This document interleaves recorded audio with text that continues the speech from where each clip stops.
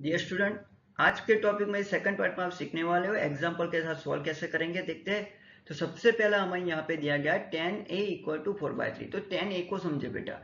10a का मतलब क्या होता है, लास्ट लेक्चर में डिस्कस। 10 का मतलब क्या होता है, ऑपोजिट अपन एडजेसन होता है, राइट। तो ए कहाँ पे होगा, तो किसी भी ट्राइंगल में एक राइट एंगल होता है। राइट एंगल को हमें ये नहीं लेना है, उसको कोई और नेम देके, तो ट्राइंगल एबीसी ले लेते हैं। तो यहाँ पे ए वाला एंगल एक्यूट नीचे ले रहा हूँ, बी वाला राइट एंगल ले रहा हूँ और सी वाला ऊपर दूसरा एक्यूट एंगल ले रहा हूँ।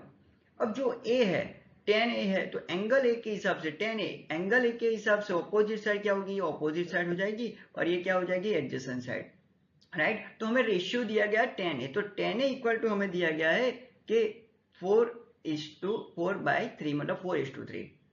सो हम 10a इक्वल टू दूसरा भी लिख सकते हैं, opposite sides upon adjacent side. Opposite side BC है, तो यहाँ पे हम BC इक्वल टू 4x और AB इक्वल टू 3x लेके, बिकॉज वी नो डेट जो रेशियो है उसको वापस वैल्यू में कन्वर्ट करना पड़ेगा, तो x से मल्टीप्लाई करना पड़ेगा।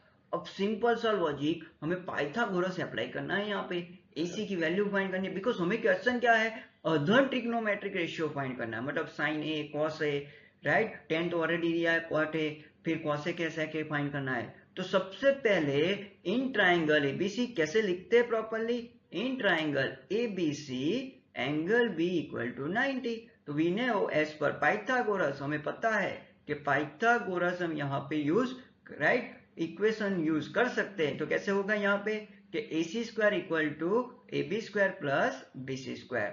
चलो AB² मतलब क्या होगा, राइट, 3x का होल स्क्वायर होता है, कितना होता है, 9x² होता है, राइट। BC² क्या होगा, 4x का होल स्क्वायर, 4² 16x² होता है, दोनों मिला के AC² क्या होगा, 25x² हो जाता है। तो AC इक्वल टू 5x हो जाता है। तो हमारे पास जो हाइपोटेन्यूस है वो कितना हो जाता है, 5x। ये हो गया। अब हमें क्या करना है, ट्रिग्नोमेट्रिक रेशियो फाइंड करना है। तो सबसे पहले देख ले साइन। साइन ए लास्ट लेक्चर में डिस्कस, साइन का मतलब क्या होता है, ऑपोजिट अपन हाइपोटेन्यूस।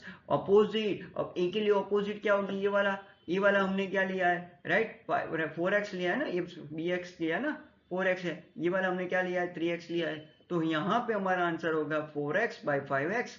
x कट हो जाता है ना, x कट होने की वजह क्या होगा, 4/5। वैसे ही हमारा कॉस से कितना हो जाएगा, एडजेसेंट अपन हाइपोटेन्यूस हो जाता है। एडजेसेंट अपन हाइपोटेन्यूस कितना होगा, राइट। तो देखिए कि 3x एडजेसेंट, बिकॉज ए के लिए ये एडजेसेंट साइड हो जाती है हमारी, ये वाली साइड क्या हो जाती है, एडजेसेंट। 3x/5x हो जाता है, x कट हो जाएगा, 3:5 हो जाएगा। तो देखो साइन कॉस और टेन है, टोटल एक दिया है, बाकी के 5 ढूंढने हैं, राइट। अब तो हमें पता है रेसिप्रोकल रेशियो है, राइट। तो सबसे पहले देखिए क्वाट ए क्या होगा, तो 1/10 मतलब रेसिप्रोकल हो जाएगा, राइट। तो रेसिप्रोकल ऑफ 10 कितना होता है, 3/4 हो जाएगा। वैसे ही कॉसेक है, राइट। तो कॉसेक क्या है, 1/sin है, मतलब साइन का रेसिप्रोकल है। तो साइन का रेसिप्रोकल कितना होगा, 5/4 हो जाएगा, राइट। वैसे ही हम सेक का रेसिप्रोकल रुक सकते हैं, सेक का रेसिप्रोकल किसका है, कॉस का रेसिप्रोकल है। तो कॉस ए कितना है हमारे पास, 3/5 है, तो क्या हो जाएगा, 5/3। तो इस तरीके से ऑल द रेशियो हम फाइंड कर सकते हैं। तो यहाँ पे हमने पाइथागोरस की इक्वेशन यूज किया है।